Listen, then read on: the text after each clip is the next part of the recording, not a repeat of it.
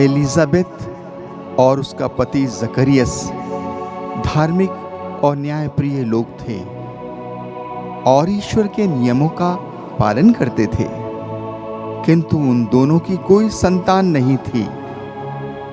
समाज में लोग एलिजाबेथ को बांझ कहकर उसकी हंसी उड़ाते थे। जकरियस एक मंदिर का पुजारी था। एक दिन वो अपनी दिनचर्या के अनुसार मंदिर के गर्भगृह में था, तभी ईश्वर के दूत ने उसे दर्शन देकर कहा, जकरियस, डरो मत। मैं यह संदेश देने के लिए आया हूं कि तुम्हारी पत्नी गर्भवती है और एक पुत्र प्रसव करेंगी। तुम उसका नाम यूहन्ना रखना। उसके जन्म से तुम सभी आनंदित हो उठोगे। वो प्रभु की दृष्टि में महान होगा। वो अंगूरी और मदिरा नहीं पिएगा। वो अपनी माता के गर्भ से ही पवित्र आत्मा से परिपूर्ण हो जाएगा। उसके कारण इज़राइल के अनेक लोग प्रभु की ओर मुड़ेंगे। वो पिता और पुत्र का मेल कराएगा, लोगों को सद्बुद्धि प्रदान करेगा और प्रभु के लिए एक सुयोग्य प्रजा तैयार करेगा। वो नबी एलियस के मनोभाव और सामर्थ से संपन्न होगा और प्रभु का अग्रदूत बनेगा। जकरियस ने स्वर्गदूत से कहा, इस पर मैं कैसे विश्वास करूं? मैं और मेरी पत्नी बूढ़े हो चले हैं। स्वर्गदूत ने कहा, मैं गैब्रियल हूं, ईश्वर के सामने उपस्थित रहता हूं। मुझे आपसे बातें करने और ईश्वर का शुभ संदेश सुनाने भेजा गया है।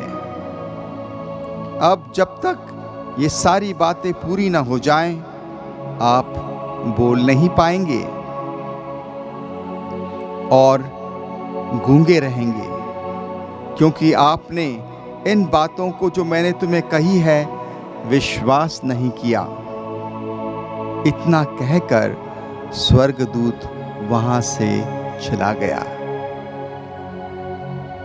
जकरियस को मंदिर में काफी समय हो चुका था। लोग मंदिर के बाहर उसके आने का बेसब्री से इंतजार कर रहे थे। उसकी समझ में नहीं आ रहा था कि उसे इतनी देर क्यों लग रही है। जकरियस बाहर आकर लोगों से कुछ नहीं कह सका, क्योंकि वो गूंगा हो चुका था और इशारे से बात करने की कोशिश कर रहा था। लोग समझ गए कि उसे कोई दिव्य दर्शन प्राप्त हुआ है। कुछ दिनों बाद मंदिर में उसके कार्य का समय पूरा हो गया तो वो अपने घर चला गया। घर आकर वो घर के कार्य में पत्नी का हाथ बटाने लगा और उसकी देखरेख करने लगा। कुछ दिनों बाद उसकी पत्नी गर्भवती हुई। उन्होंने इसकी खबर 5 महीने तक छुपाए रखी।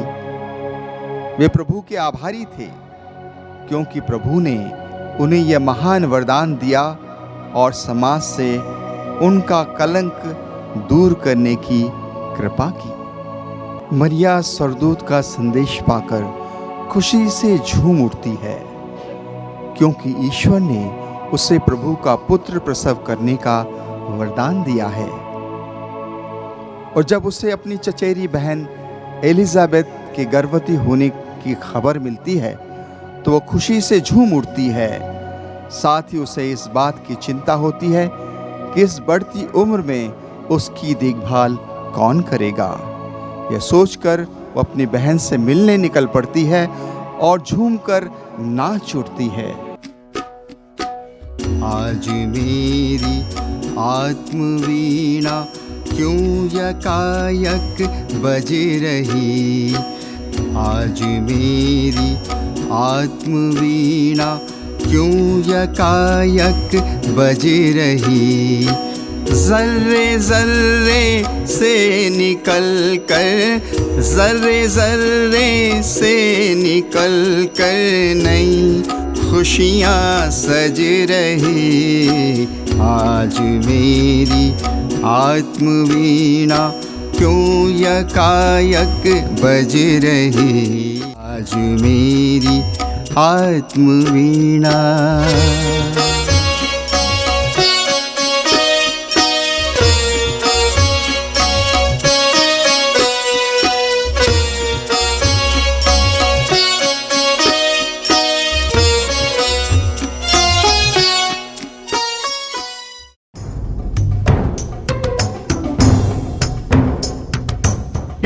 नहीं सहायक होता, परमेश्वर है कहीं नहीं, परमेश्वर है कहीं नहीं, परमेश्वर है कहीं नहीं, कहीं नहीं, कहीं नहीं, कहीं नहीं। वो ही तुम्हारा सिर कुचल देगा। तो वो कुंवारी नारी हो तुम ही, अवतार की माता। वो ही तुम्हारा सिर कुचल देगा। ईश्वर नहीं सहायक होता, परमेश्वर है कहीं नहीं, परमेश्वर है कहीं नहीं, परमेश्वर है कहीं नहीं, कहीं नहीं, कहीं नहीं, कहीं नहीं। मरिया को जब अपनी बहन एलिजाबेथ के गर्भवती होने की खबर मिली तो उसका मन उससे मिलने को मचल उठा। एलिजाबेथ यूदा के नगर के पहाड़ी प्रदेश में रहती थी, जो मरिया के घर से बहुत ज्यादा दूर नहीं था। मरिया के आने से पहले ही एलिजाबेथ को अपनी दिव्य दृष्टि से ये पता चल गया था कि मरिया को प्रभु की मां बनने का सौभाग्य मिला है। जब मरिया एलिजाबेथ के घर पहुंचकर आवाज लगाती है तो वो खुशी से अपना सारा काम छोड़कर बाहर आती है और उसे गले लगाती है।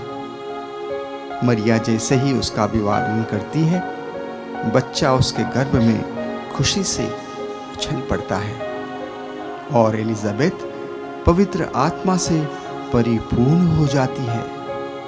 तब एलिजाबेथ भाव विभोर होकर ऊंचे स्वर से पुकार उठती है, मरिया तो नारियों में धन्य है और धन्य है तेरे गर्भ का फल। मेरा ये कैसे सौभाग्य है कि स्वयं ईश्वर की माता मुझसे मिलने आई है। देख, जैसे ही तेरा प्रणाम मेरे कानों में पड़ा, बच्चा मेरे गर्भ में खुशी से उछल पड़ा। और धन्य है मरिया तू, जिसने प्रभु की उन सब बातों पर विश्वास किया जो उन्होंने तुझसे कहा कि वे सारी बातें तुझ में पूरी हो जाएंगी। तब मरिया खुशी से गा उठती है।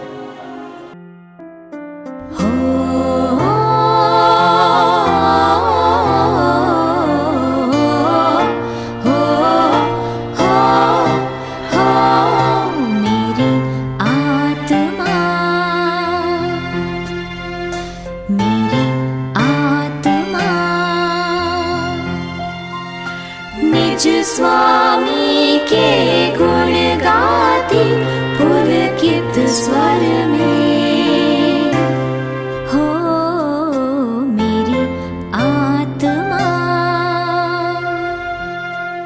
मेरे प्राण प्रफुल्लित होते मुक्ति प्रदाता ईश्वर क्योंकि ईश ने कृपा दृष्टि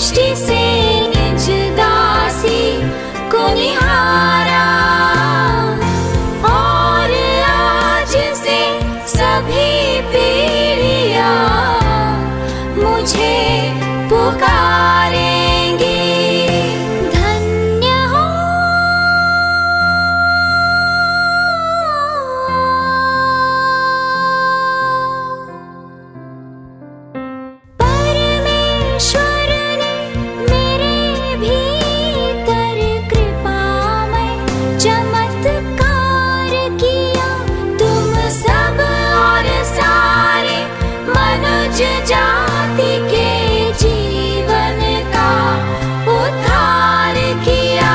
हो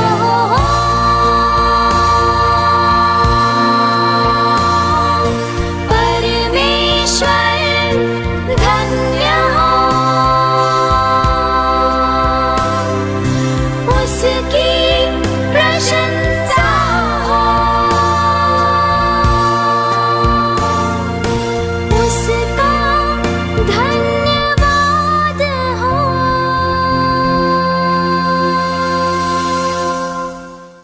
जकरियस की आवाज वापस आ जाती है और ईश्वर की कृपा से वो परिपूर्ण हो जाता है।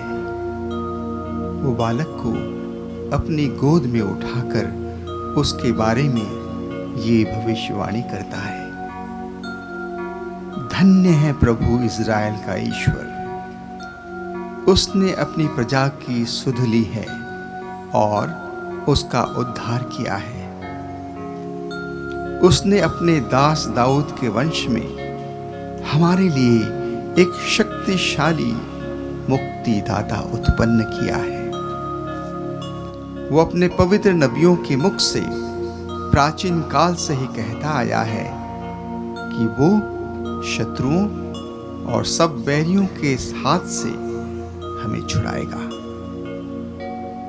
और अपने पवित्र विधान को स्मरण कर हमारे पूर्वजों पर दया करेगा। उसने शपथ खाकर हमारे पिता इब्राहिम से कहा था कि वो हमारे शत्रुओं के हाथ से हमें मुक्त करेगा, जिससे हम निर्भयता, पवित्रता और धार्मिकता से जीवन भर उसके सम्मुख उसकी सेवा कर सकें। हे बालक, तू सर्वोच्च प्रभु का नबी कहलाएगा, क्योंकि प्रभु का मार्ग तैयार करने और उसकी प्रजा को उस मुक्ति का ज्ञान कराने के लिए जो पापों की क्षमा द्वारा उसे मिलने वाली है। तो प्रभु का अग्रदूत बनेगा। हमारे ईश्वर की प्रेम पूर्ण दया से हमें स्वर्ग से प्रकाश प्राप्त हुआ है, जिससे वो अंधकार और मृत्यु की छाया में बैठने वालों को ज्योति प्रदान करे और हमारे चरणों को शांति के पथ पर अग्रसर करे। इसके पश्चात बालक योहन बढ़ता गया और उसकी आत्मिक शक्ति विकसित होती गई। वो इज़राइल के सामने प्रकट होने तक एक निर्जन प्रदेश में ही रहा। जोसेफ अपने जीवन में खुश था। वो पेशेवर बड़ाई था और लगन और मेहनत से अपना काम करता था। वो ईश्वर की मर्जी से अनजान, सुंदर और सुशील मरिया से शादी के सपने बुन रहा था। उसे पता नहीं था कि स्वर्गदूत ने उसे दर्शन दिया और ईश्वर की योजना से उसे अवगत कराया। उसे पता नहीं था कि मरियम ईश्वर की योजना अनुसार दिव्य पवित्र आत्मा की कृपा से गर्भवती है और ईश्वर के महानतम पुत्र को जन्म देने वाली है। लोगों की कानाफूसी से उसे इसके बारे में पता चल गया। उसे पता चला कि मरिया उस बच्चे को पाना चाहती है। वो सच्चा और ईमानदार और मरिया को बदनाम नहीं करना चाहता था, इसलिए उसे चुपचाप त्यागने की सोचने लगा। जब वो उसे त्यागने की सोच ही रहा था कि सपने में उसे स्वर्गदूत दर्शन देकर कहता है, जोसेफ, जोसेफ, दाऊद की संतान, मरिया को अपने घर अपनी पत्नी के रूप में लाने से मत डर, क्योंकि उसका जो गर्भ है वो पवित्र आत्मा से है। वो एक पुत्र को जन्म देगी, तुम उसका नाम यीशु रखना, क्योंकि वो अपने लोगों को पापों से मुक्ति दिलाएगा। जब यूसुफ नींद से उठा तो उसने वही किया जो स्वर्गदूत ने उससे कहा था। वो मरिया को अपनी पत्नी बनाकर घर ले आया। धर्म ग्रंथ में नबी ईसायास द्वारा इस भविष्यवाणी की गई कि एक कुंवारी गर्भवती होगी और एक पुत्र को प्रसव करेगी और उसका नाम इमानुएल रखा जाएगा, जिसका अर्थ है ईश्वर हमारे साथ है। कुछ समय बाद यूसुफ और मरिया की शादी एक मंदिर में सादे समारोह में एक पुजारी द्वारा की जाती है। शादी के बाद यूसुफ एक सच्चा पति बनकर मरिया का साथ निभाता है। वे अपना घर नाजरेत नगर में बनाते हैं। यूसुफ और मरिया एक दूसरे का हमेशा ध्यान रखते थे। मरिया यूसुफ को एक धार्मिक, न्यायप्रिय, दयालु, जिम्मेदार और समर्पित इंसान मानती थी। यूसुफ भी मरिया को धार्मिक, पवित्र, ईश्वर द्वारा विशेष रूप से चुनी हुई मानता था और अपने आप को सौभाग्यशाली मानता था कि ईश्वर ने उसे ऐसा जीवन साथी दिया। इसी कारण सभी उन्हें आदर्श पति पत्नी मानते हैं।